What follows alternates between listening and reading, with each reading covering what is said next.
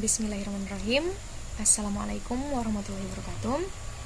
Puji syukur kehadirat Allah Subhanahu wa Ta'ala yang telah memberikan rahmat dan hidayahnya sehingga saya dapat membuat tugas video ini dalam keadaan sehat dan walafiat dan tepat pada waktunya. Saya mengucapkan terima kasih kepada Bapak Driyandi Kasim selaku dosen pengampu mata kuliah penulisan teknik karya ilmiah yang telah memberikan tugas makalah pada waktu yang lalu sehingga saya menjadi tahu bagaimana cara membuat makalah. Dan pada kesempatan ini Bapak Driyandi juga memberikan tugas video cara pembuatan makalah yang insya Allah akan bermanfaat bagi yang lainnya. Sebelum kita masuk ke tata caranya, izinkan saya memperkenalkan diri. Nama saya Namira Alamrin, saya dari Fakultas Syariah, Prodi Ahwalul Syekhsiyah. Saya dari kelas AE 1B. Selanjutnya, sebelum itu saya akan sedikit menjelaskan mengenai makalah. Makalah adalah salah satu artikel yang membahas topik tertentu yang dicakup dalam berbagai masalah ilmiah. Struktur makalah yaitu bagian pertama ada sampul atau cover. Pada bagian cover ini berisi judul, logo, nama dosen, pengampu, identitas penyusun, serta tahun penyusun makalah tersebut. Kemudian ada kata pengantar. Kata pengantar adalah pembuka dari sebuah makalah yang mencakup isi dari keseluruhan makalah.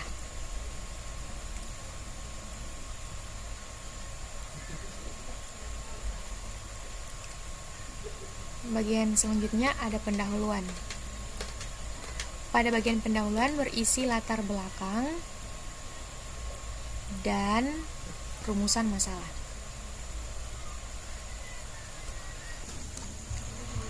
Pendahuluan berisi latar belakang dan rumusan masalah. Latar belakang di sini yaitu latar belakang dari makalah yang akan saya buat, yaitu pernikahan. Rumusan masalahnya ada apa pengertian dari pernikahan, apa dasar hukum dari pernikahan, bagaimana hukum dari pernikahan, apa saja yang termasuk syarat dan rukun dari pernikahan, dan yang terakhir apa tujuan dari pernikahan itu sendiri. Selanjutnya ada bagian pembahasan. Bagian ini berisi pembahasan mengenai rumusan masalah. Dan yang selanjutnya bagian penutup yang berisi kesimpulan dan saran. Teknik pembuatan makalah yaitu mengutip dari buatan orang lain, dan yang lain ada parafrase, yaitu merubah kalimat tadi yang itu merubah kalimat dan tidak bermaksud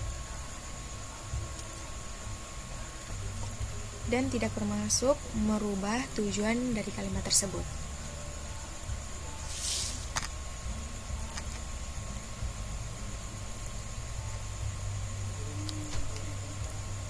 Ya, kita masuk ke tata cara pertama, yaitu perhatikan margins.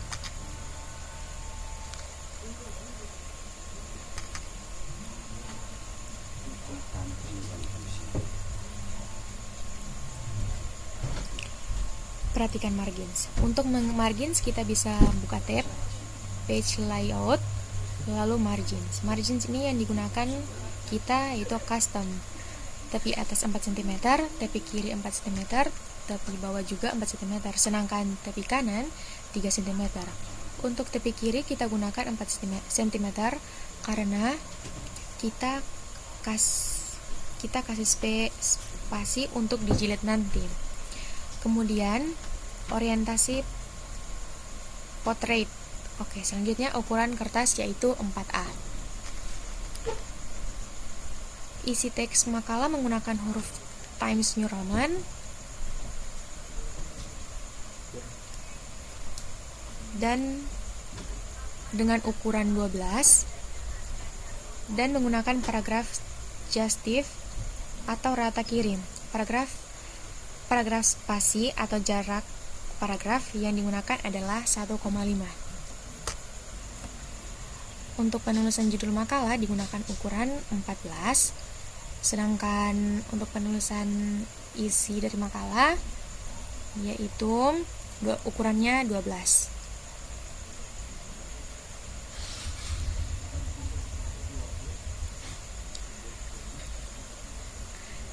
Selanjutnya bagian cover atau sampul depan. Sampul depan atau cover ini mencakup judul. Kemudian ungkapan makalah ini diajukan untuk kepada siapa gitu. Kemudian bawahnya ada logo institut. Dan di sini logo diberi diameter 4 cm.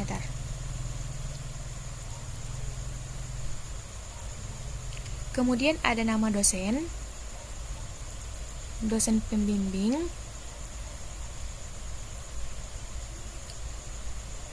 serta identitas dari penyusun yaitu saya. Yang terakhir pada bagian cover yaitu sampul depan, kita cantumkan nama prodi, nama fakultas, nama institut, beserta kota, dan jangan lupa tahun pembuatan makalah tersebut. Selanjutnya kita masuk ke daftar isi.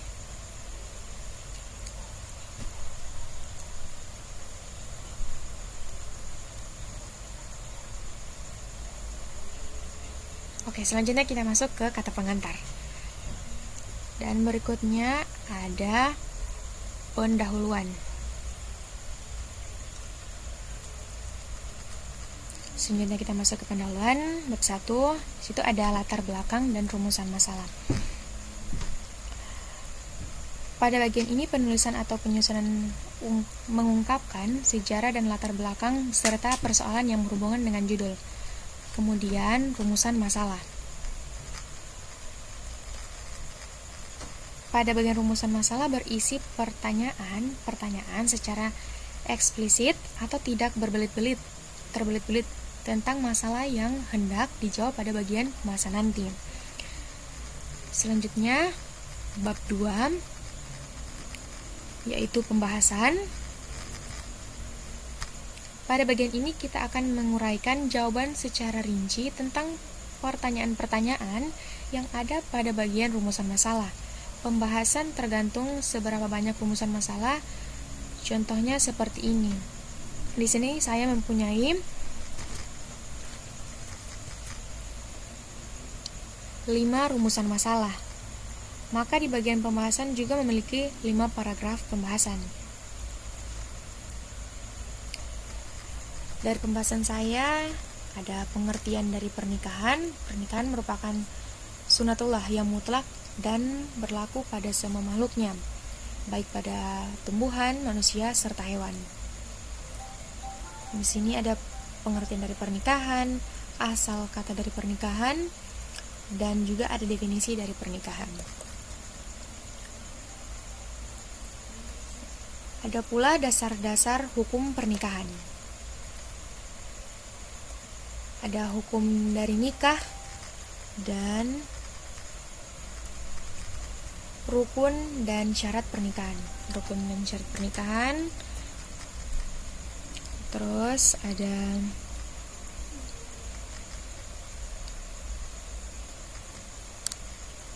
syarat syah pernikahan. Ada syarat calon suami. Ada syarat-syarat calon istri. Ada pula syarat-syarat menjadi wali, syarat-syarat menjadi saksi, syarat sigot atau ijab kabul, dan ada juga mahar atau mas kawin.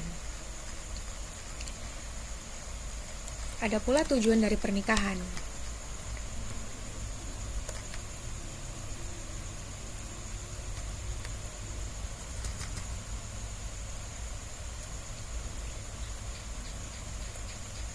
Bab 3, penutup.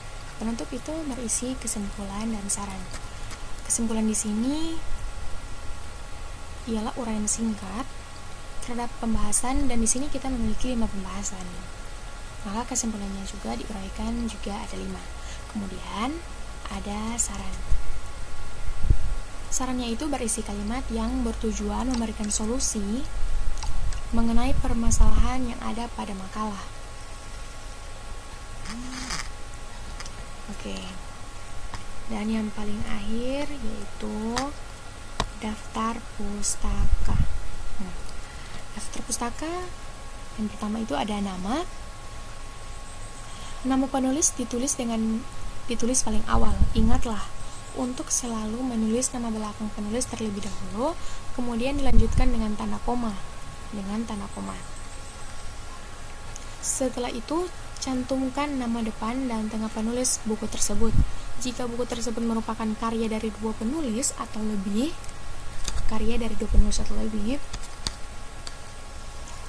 hanya penulis pertama yang urutan namanya dibalik. Penulis kedua dan seterusnya berada setelahnya yang dengan urutan yang sesuai dengan nama aslinya. Jika pada buku tersebut nama penulis dicantumkan lengkap dengan gelar pendidikan atau gelar lain, gelar-gelar tersebut tidak perlu dituliskan. Ini contohnya. Ini ada 2 penulis. Ini. Jika dalam buku yang diacu itu tercantum nama editor, penulisannya dilakukan dengan menambahkan singkat ed.